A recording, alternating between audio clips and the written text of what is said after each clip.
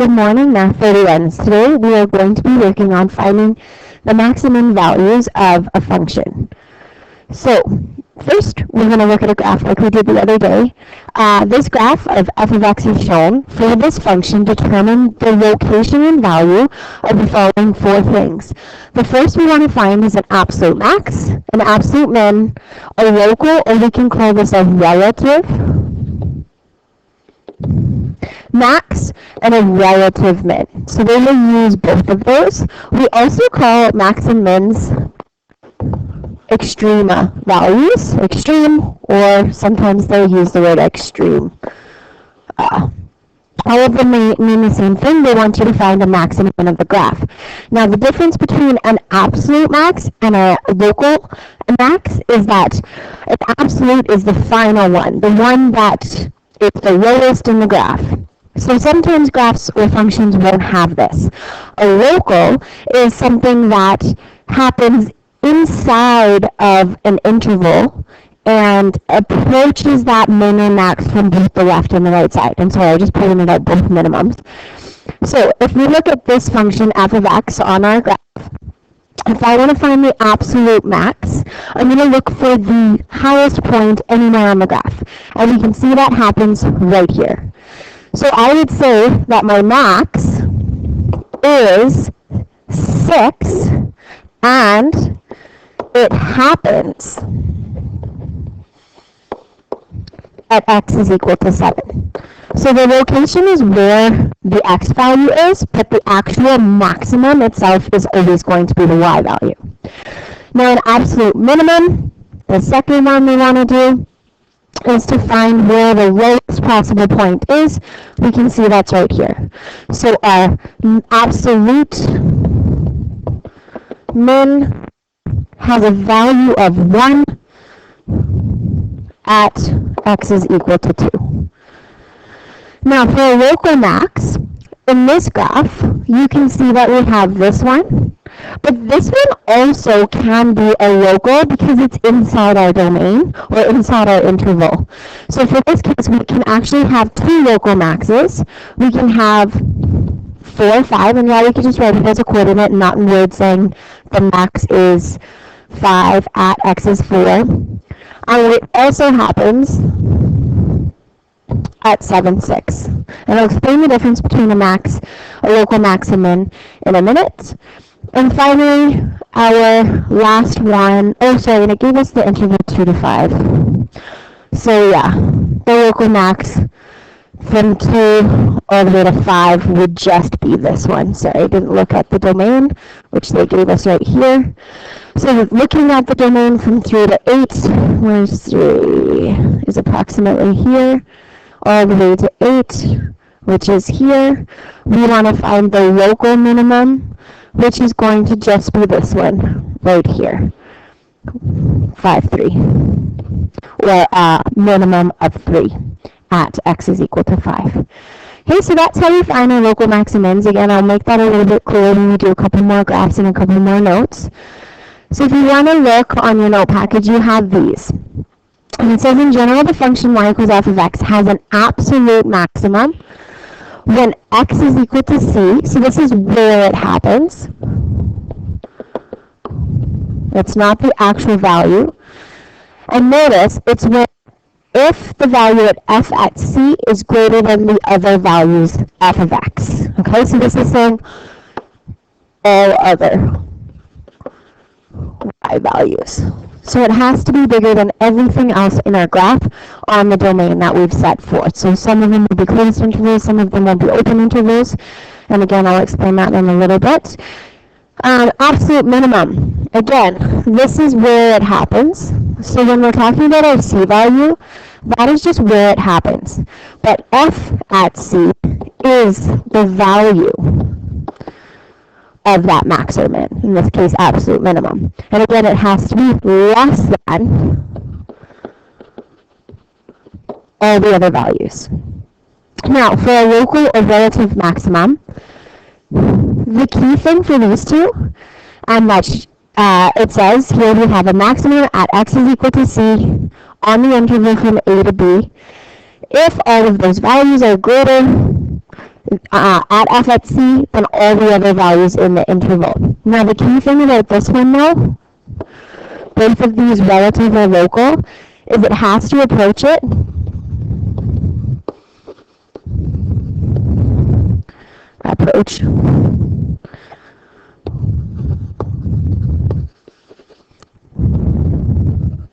from both sides.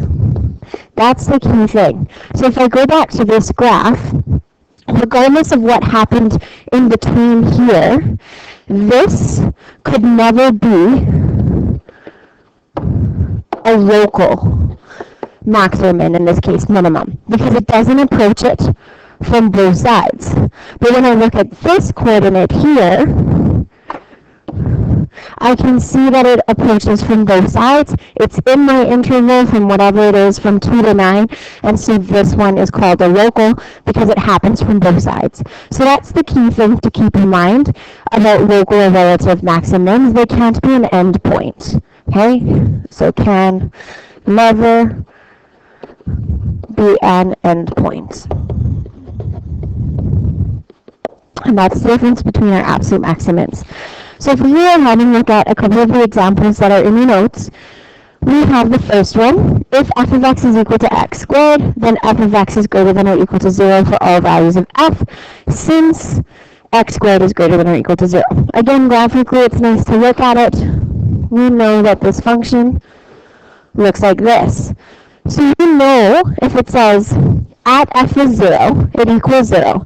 This is a local minimum value. Again, it's approaching from both sides. This function has no maximum value, and it has no relative maximums because it just keeps going up and up forever.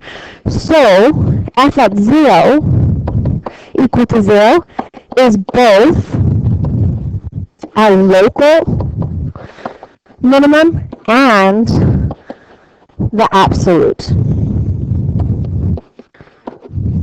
which again we can see graphically. If I look at this one, x cubed, we can see that this graph has no absolute or local or minimum values. Graphically, we know this is what it looks like.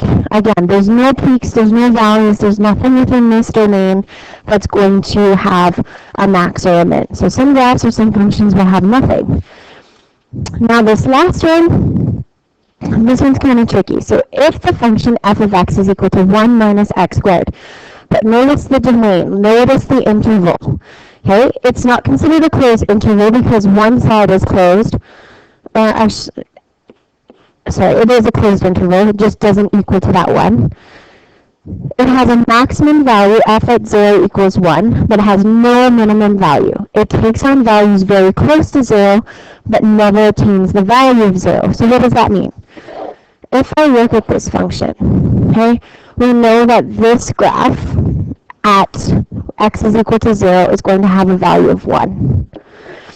And it includes that point because it's equal to, so it's a closed circle. But then when I plug in my other end point of 1 minus 1 squared is 0, but it doesn't include it, so it's an open circle. And this graph is a quadratic that opens down, and so this is what we see.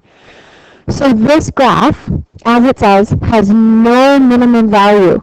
This is not included, so cannot be an absolute min,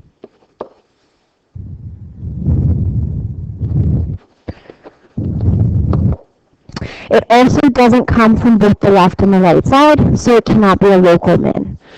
This one, however, can be our absolute max,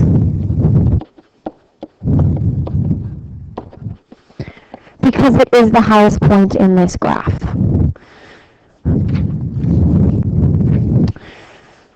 Okay, we'll do one more kind of graphically looking at it, and then we will try a couple of examples where we have to algebraically find the max and the min.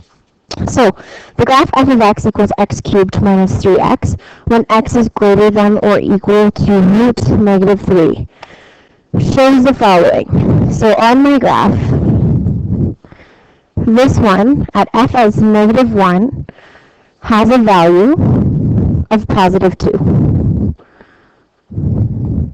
Then it says that f at 1 has a value of -2. Now, for this graph, it already told us that we're starting at -√3, which is one of our zeros.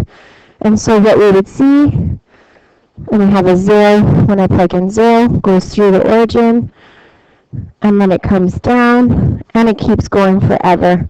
And this is going to be +√3. That should be a little more curved.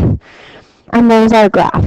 And so what we can see is that on this interval, because I don't have two endpoints, it's not closed, and it goes up forever. So this graph doesn't have an absolute max. Okay, but we do have some other stuff in here. So we do have a local minimum at x is equal to 1, and we have a local max at x is equal to -1. Nothing else in here really matters. This 0 right here where the graph starts isn't a max or a min, so it's completely irrelevant, and that's all that this function would have. So we have one last graph to look at, which is this one, and it says for the graph y equals f of x is shown below. For all the local maxima, another way of saying maximum, of the following function, determine the slopes of the tangent lines at these points. And what do you notice? So notice at all of these local max and mins, we have a slope of 0. So that's the key thing here, is the slope is 0. And what's a better way to even say that is right here, f prime at A is equal to 0. F prime at C is equal to 0. And over here, f prime at B would equal to 0. So our slopes are equal to 0 at those max and mins, which relates us to what we did before when we were talking about intervals of increase and decrease. We found those critical values, and our critical values are places where change happens. And we can notice that our slope goes from positive to negative. It changes right here. And so when it changes from increase to a decrease, we can see that it's going to be a max. Over here, when we see that it goes from decrease to an increase, it's going to be a minimum. And that's how we're going to be able to find things algebraically. Note, we've talked about this when we were talking about limits and derivatives. Any cusp or kink in the graph, remember, does not exist. The slope does not exist. So it's not differentiable at that point. Okay, so we cannot differentiate at something like x is equal to e. F prime at e does not exist.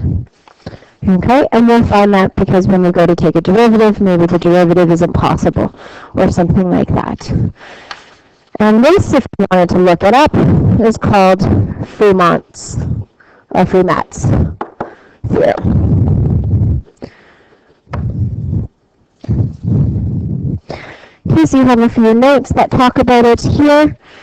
Okay, so it says if f has a local maximum or minimum at c, then either f prime at c equals 0 or f prime doesn't exist. Remember, we found that these were called our critical values. And that's where those breaks happen. Okay, these are criteria for numbers of a function. Okay, so we can check where all of this stuff is going to happen. Some notes about how to find your absolute value. So these are the steps that we're going to go through. So the first step is always find the values of f where your critical values are. So you want to check the y values where f prime at x is 0 or f prime of x maybe is undefined. Okay, step 2, we want to find the values of f at the end points. So if it's a closed interval, find the y values there. And then all we have to do is compare all of our y values and find the largest one, which would be our absolute max, or the smallest one, which would be our absolute minimum. So we're just going to do one example because it's all the same, other than the functions change and the derivatives might be a little bit harder, which you'll find in your homework. So this one kind of has a weird endpoint. Obviously, if I gave you something like that, you'd be allowed to use a calculator because it works out to be something like 1.125. But if I picked any other values like -2 or -4, the values are too big and I don't like it for this example. So anyways, let's go through the first steps. So step 1, we're going to find y prime. Y prime is where the slopes happen, and we already talked about that if we find those critical values where the slope is equal to 0. Not undefined in this case because it is a polynomial. It's not undefined anywhere. So we are going to find those critical values. And we can only do that with our first derivative. So we're going to get 3x squared plus 12x plus 9. We're going to set y prime equal to 0. And then we're going to factor. So I'm going to take out a 3. And then I'm going to get x plus 3 and x plus 1. So here we have two critical values at -3 and -1. So step 2, find y at x is -3 and -1. This is where we use y equals. So don't use your derivative. We plug into the original, because that's our goal, is to find the values on the original function. So when I plug in our first one at -3, we're going to have -3 cubed plus 6 times -3 squared plus 9 times -3 plus 2. And this works out to have a value of +2. Then I'm going to try the second one. I'm going to try at -1, so I'm going to get -1 cubed plus 6 times -1 squared plus 9 times -1 plus 2. And so what I'm going to get for this one is -2. Now step 3, check the end points. So we're going to plug in x is equal to -3.5 and x is equal to 1. Again, we would plug it back into the original one, so -3.5 cubed plus 6 times -3.5 squared plus 9 times -3.5 plus 2. And this one works out to be 1.125. When I plug in this one here, and I plug in 1s to everything, I'm going to get 1 plus 6 plus 9 plus 2, which works out to be 18. And so now we have these points. We have the coordinate -3, 2. We have a coordinate of -1, -2. And then we have our end points. We have -3.5, 1.25. And we have finally our last endpoint at 1, and we're at 18. And so what does this mean? It means that we have a absolute max here at x is equal to 1, we have a absolute minimum in my graph here. And that is it. Okay, we can also use an interval chart to help us find these critical values and where it goes from an increase to a decrease, which we will get into a lot more when we do our curve sketching. But that's it for this one. Your homework I will put in the assignments section.